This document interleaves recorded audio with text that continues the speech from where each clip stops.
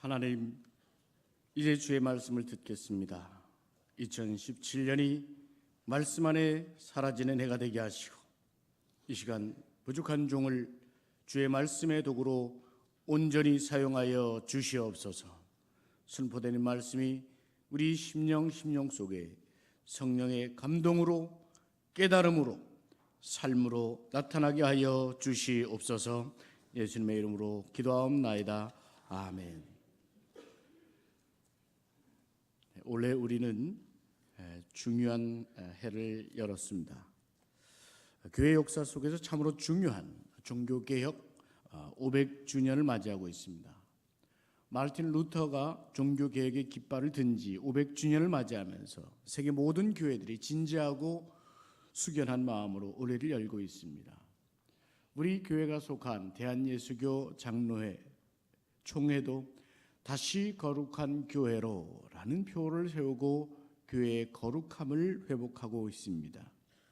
거룩함이야말로 교회의 가장 중요한 본질이기 때문입니다. 오늘 성경 말씀은 우리에게 가르쳐 줍니다. 너희가 성전이다. 하나님께서 너희 안에 계신다. 이것을 너희가 알아야 된다는 말씀 사도 바울이 전해주고 있습니다. 이것은 우리의 정체를 일깨워주는 말씀입니다. 여러분들도 많이 보셨던 영화 중에 라이온 킹이라고 있을 것입니다. 아프리카를 배경으로 한 영화입니다. 밀림의 왕자였던 심바라고 하는 사자가 있었습니다.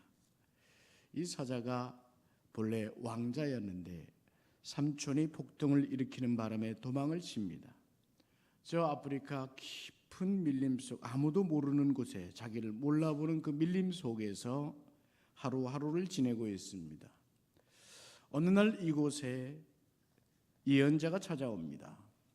그가 정신줄을 놓고 살던 그 자리에 찾아와서 그의 정체, 심바의 정체를 일깨워줍니다.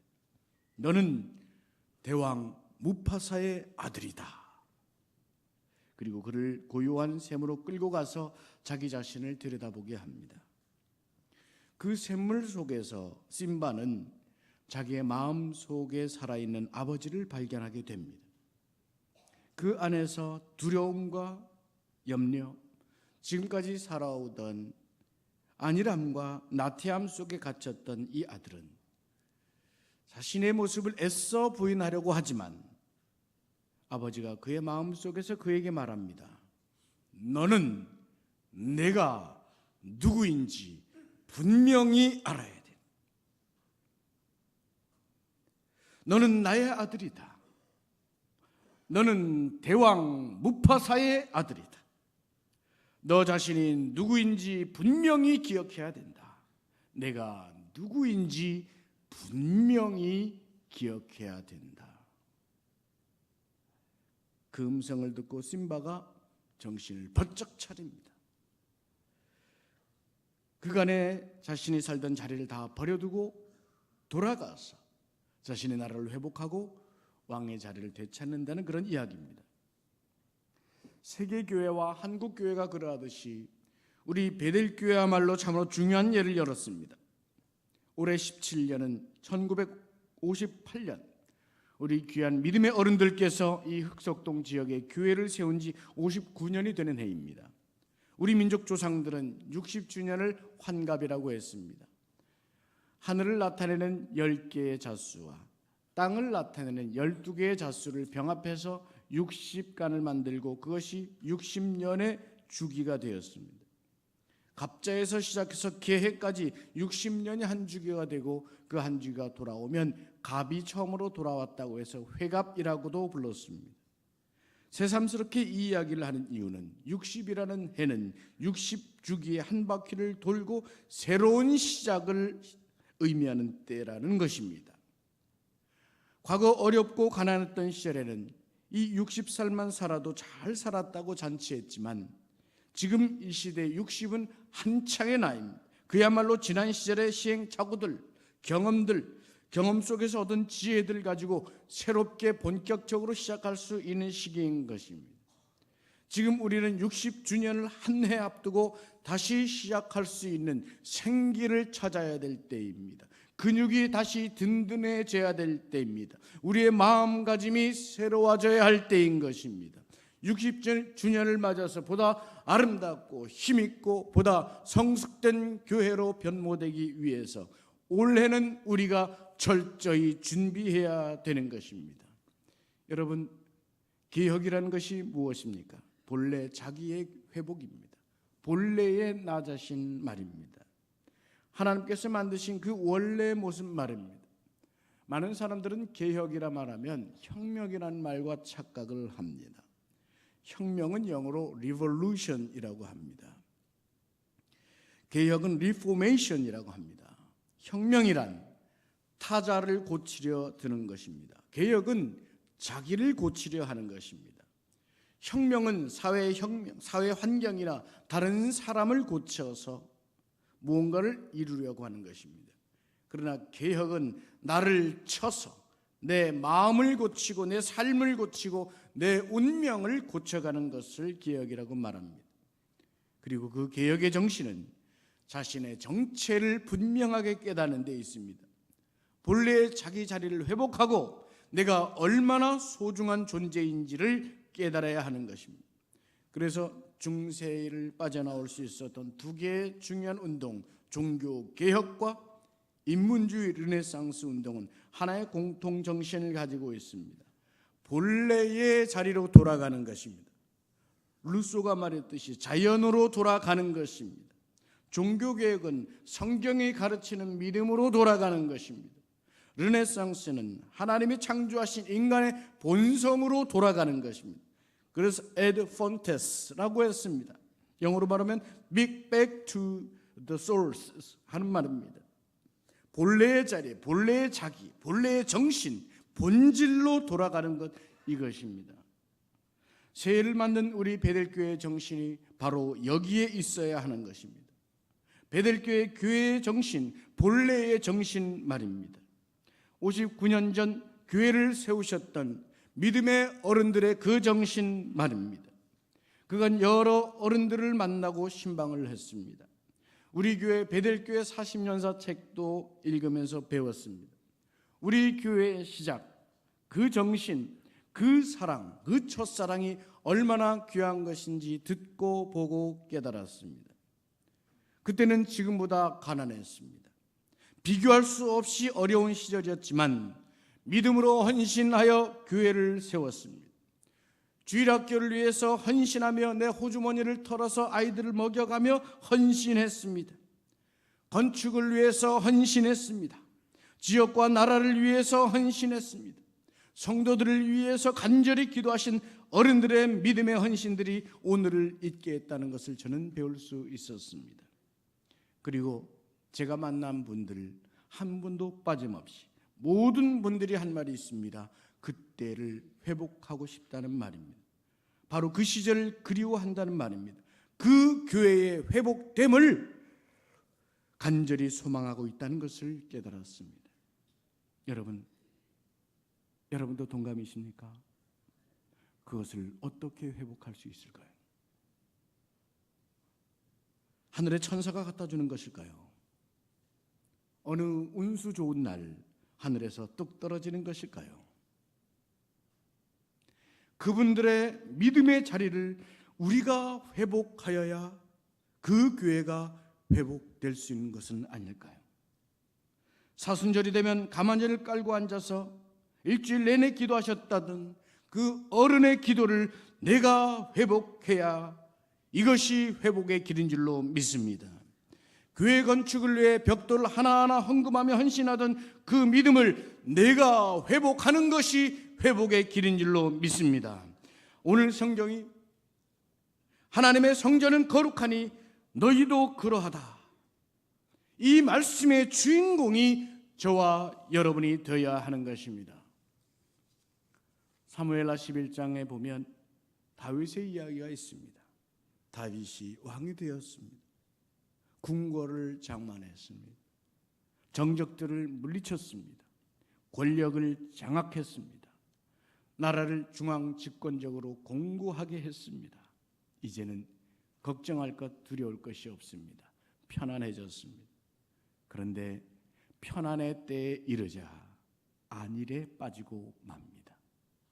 영적 긴장을 놓치고 참으로 부끄러운 죄에 빠지고 말았습니다. 여러분, 여기서 우리가 참으로 중요하게 배워야 할 것이 있지 않겠습니까? 우리는 지금 어렵다 말하지만 예전 우리 어른들 시대보다는 풍족합니다. 세상 사람들 안 좋은 습관이 하나 있습니다. 꼭 남들과 비교해서, 꼭 저 재벌들과 비교해서 나는 졌다, 나는 루저다, 실패자다, 나는 모자라다, 가난하다 말하는 것입니다. 여러분 기억하시겠습니까? 기억해 두세요. 지혜로운 사람은요, 남과 비교하는 사람이 아닙니다. 지혜로운 사람은 전과 비교하는 사람입니다. 저도 모르게 훌륭한 말을 하고 말았습니다. 기억해 두십시오. 지혜로운 사람은 남과 비교하는 것이 아니라 전과 비교한다. 우리는 분명 우리 어른들이 못 누렸고 못 먹었던 것을 지금 먹고 누리고 있습니다. 삼시세끼 쌀밥 먹을 수 있는 시대 되었습니다. 외식으로 짜장면이나 삼겹살 정도는 먹을 수 있는 시대가 되지 않았습니까? 그만큼 풍족하고 편안합니다. 그런데 기억하세요. 편안은 위험할 수도 있다는 사실 말입니다. 편안은 언제든지 반드시 더 많은 편안을 추구하는 습성이 있습니다. 편안은 언제든지 부지불식 중에 안일이라고 하는 새로운 알을 수도 없이 낳을 수 있습니다. 결국 절제가 없는 편안, 믿음이 없는 편안, 나의 본질을 잃어버린 편안, 이것은 가히 사탄의 도구가 될 수 있는 것입니다. 지금 한국의 많은 교회가 중대한 과도기에 있습니다. 여러분도 근래 신문 또 뉴스를 통해서 2015년 인구조사에 대한 결과를 들었을 것입니다. 종교 인구들 중에 우리 개혁교회, 기독교 인구가 가장 앞섰다는 소식을 들었을 것입니다. 그래서 여러분 반가워한 분도 있으실 것입니다. 그러나 많은 목회자들이 체감적으로 하는 말을 저는 들었습니다. 이상하다. 통계가 이상하다. 우리 교회는 교인 수가 줄었는데 그 통계는 왜 늘었다고 할까?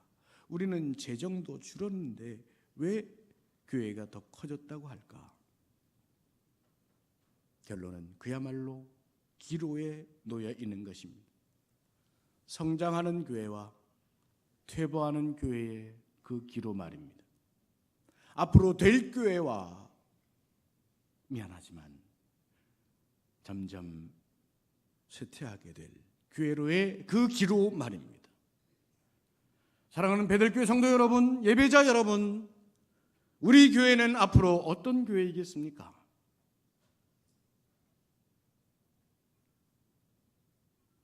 분명한 것은 저와 여러분의 믿음대로 될 것입니다. 저와 여러분의 말대로 믿는 대로 될 것입니다. 우리가 믿는 그 모습대로 앞으로의 길이 열릴 것입니다. 저는 믿습니다. 바로 우리 베들교회가 앞으로 흑석동을 영적으로 살릴 뿐 아니라 이 나라, 이 세계를 향해서 빛을 발할 수 있는 교회가 될 수 있다고 말입니다. 우리 교회의 잠재력이, 우리 교회를 향하신 하나님의 복이 바로 앞으로 새해를 열어가는 저 태양빛처럼 우리를 비추고 있다고 저는 믿기 때문입니다. 아브라함이 기근 중에도 부유하게 되었고 나그네 된 중에도 그 땅에서, 그 이방의 땅에서 위대한 영도자로 세워졌듯이 하나님의 복을 따라가는 자, 하나님께서 복 주시는 자, 그를 하나님께서 선히 이끄시는 것을 저는 믿기 때문입니다. 여러분도 저와 함께 이것을 믿으셔야 합니다. 믿고자 한다면 오늘 말씀을 통하여 우리 심령을 돌이켜야 합니다. 여러분이 하나님의 성전인 것과 하나님의 성령이 우리 안에 계시다는 이 사실, 이것을 여러분 인정해야 됩니다. 분명히 인정해야 됩니다. 여러분 안에 성전이 있어야 한다는 것입니다. 여러분의 성령이 여러분 안에 있어야 한다는 것입니다. 이런 말이 아니라 이미 살아계신 성령, 여러분 속에 살아계신 성령, 이것을 부인하지 말고 억제하지 말아야 한다는 것입니다. 너는 하나님의 성전이다. 그러므로 너는 거룩하다. 이 말씀을 하시며 우리의 정체를 깨우치시는 하나님, 오늘 이 시간 우리의 정신을 번쩍 들게 하시며 너는 하나님이 살아계신 성전이다 말씀하시는 그 하나님, 그 하나님께 참으로 진정 아멘이 이루어야 될 줄로 믿습니다. 이 시간 여러분, 우리 마음을 돌이키십시오. 이것이어야 한다, 저것이어야 한다, must be가 아니라, must do도 아니라, you are, 너는 이다, 너는 하나님의 성전이다, 내 속에 하나님의 성령이 살아있다 말씀하시는 이 정체의 귀를 다시 한번 기울여 보십시오. 마음을 돌이키십시오. 내 정체를 살리십시오. 너는 무파사의 아들이다 말하던 그 영화의 스토리처럼 너는 왕자다, 너는 하나님의 자녀다, 네 속에 하나님의 성령이 살아있다 말씀하시는 그 음성에 진정한 아멘이 있기를 다시 한번 주님의 이름으로 축원합니다. 귓전으로 스쳐 울려 지나가는 말씀이 되지 않도록 여러분 명심하십시오. 여러분 이 말씀을 듣는 이 순간 남녀노소 할 것 없이 우리 중에 장애인이 있든 어린아이가 있든 이미 연로하신 어른이 있든 이 말씀이 우리의 두뇌 중에 전두엽 어디쯤에 언저리에서 그냥 맴돌다 사라져가 버리는 그런 말씀이 되지 않도록 여러분 명심하시기를 주님의 이름으로 축원합니다. 이것이 살아있어야 되는 겁니다. 이것이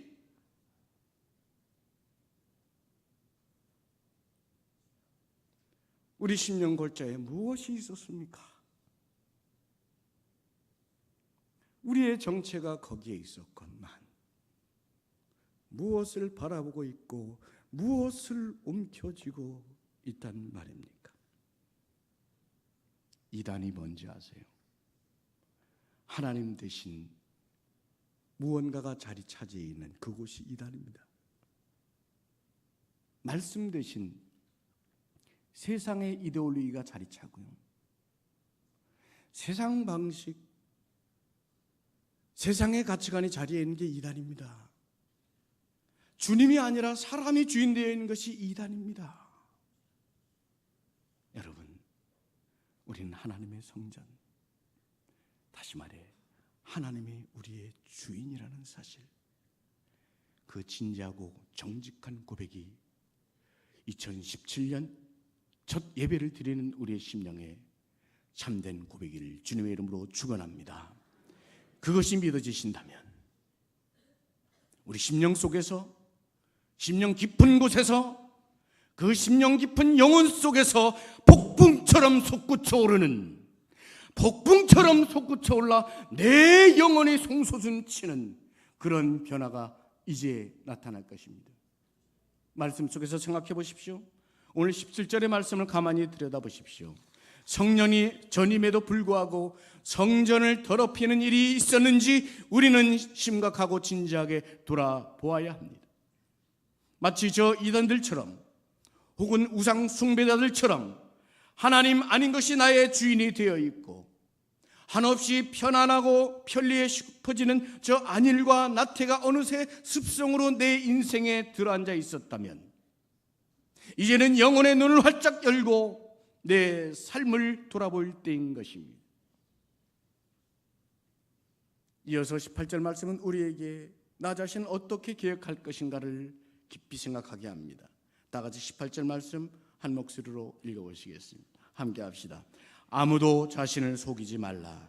너희 중에 누구든지 이 세상에서 지혜 있는 줄로 생각하거든 어리석은 자가 되라. 그리하여야 지혜로운 자가 되리라. 아멘. 유진 피터슨이라는 목사님이 있습니다. 이분이 현대인의 성경으로 말씀을 잘 번역하였습니다. 메시지 성경이라고 하는 그 성경책에는 바로 이 말씀이 이렇게 해석합니다. 여러분 자신을 속이지 마십시오. 의미가 깊지 않습니까? 성령에 전된 나를 억압시켜버리고 다른 것으로 채워서 자신을 속이려 들지 말라는 말입니다. 여러분의 영혼을 향한 이야기입니다. 우리의 자아를 꿰뚫고 들어가 우리의 영혼을 움직이시는 말씀입니다. 여러분 자신을 속이지 마십시오. 시대의 최신 유행을 따르는 것으로 지혜로운 사람이라고 생각하지 마십시오. 하나님 앞에서 저는 어리석은 자입니다 라고 말하는 자가 참된 지혜자라고 주님은 말씀하시는 것입니다. 성경은 말씀 앞에서, 심지어 세상 앞에서도 내가 스스로 높다 여기는 그 순간 하나님은 반드시 그를 낮추시는 법도를 우리에게 가르쳐 줍니다. 말씀 마치고자 합니다.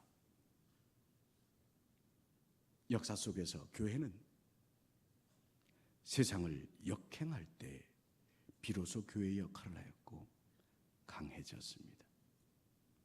우리 흑석동, 제가 아는 바는 적지만 아직도 여러분들에게 많은 세월 배우고 들어야겠지만 분명 한강을 굽이도는 이곳에, 굽이진 곳에 검은 바위가 많아서 흑석동이라고 불렸던 이 마을에 우리 베델교회가 세워진 데는 분명 이유가 있을 것입니다.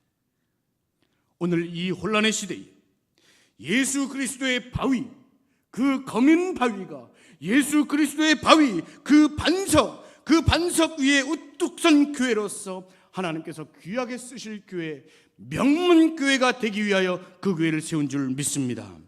여러분이 하나님의 성령에 전된 것을 꼭 기억하십시오. 성령에 전된 자로서 자부심을 가지십시오. 베델교회의 교인된 자부심을 가지십시오. 그것은 곧 참된 예배와 말씀을 통해 믿음을 회복하는 것입니다. 우리가 속한 가정, 여러분의 가정마다 기도와 예배를 통하여 미래를 꿈꾸어가던 소망을 회복하는 것입니다. 교회를 생각할 때마다 기쁘고 웃음이 나왔고, 교우들 만나면 행복했고, 손을 잡으면 뜻모를 웃음이 넘쳤던 그 사랑, 교회의 사랑을 회복하는 것입니다. 저는 이 믿음, 소망, 사랑의 회복 정신을 기초한 거룩한 교회를 새 표로 삼고자 했습니다. 그리고 앞으로 세 주간 주일 예배 설교를 통해서 여러분과 나누고자 합니다.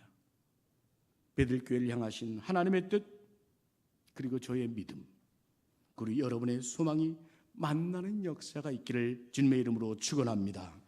이제 우리는 하나님의 집, 거룩한 베델교회로의 회복을 선포하며 믿고 나아가야 합니다. 그간 혹시 이단의 미혹이 우리를 더럽혔다면 성령의 불로 남김없이 태워지기를 주님의 이름으로 선포합니다. 성령의 전을 흔들었던 사탄의 술책도 이 성전에서 완전히 사라질 것을 예수 그리스도의 이름으로 선포합니다. 교회 내에 어떤 실수의 모습이 있었다면 그 어떤 실수의 모습이라도 그 또한 나의 한 가족이었음을 기억하고 아픔을 가지고 같은 아픔으로 함께 쓰러지고 함께 안아주고 회복하여 온전하신 성령의 전으로서 주님의 사랑이 춤추는 우리 교회가 될 수 있기를 주님의 이름으로 축원합니다.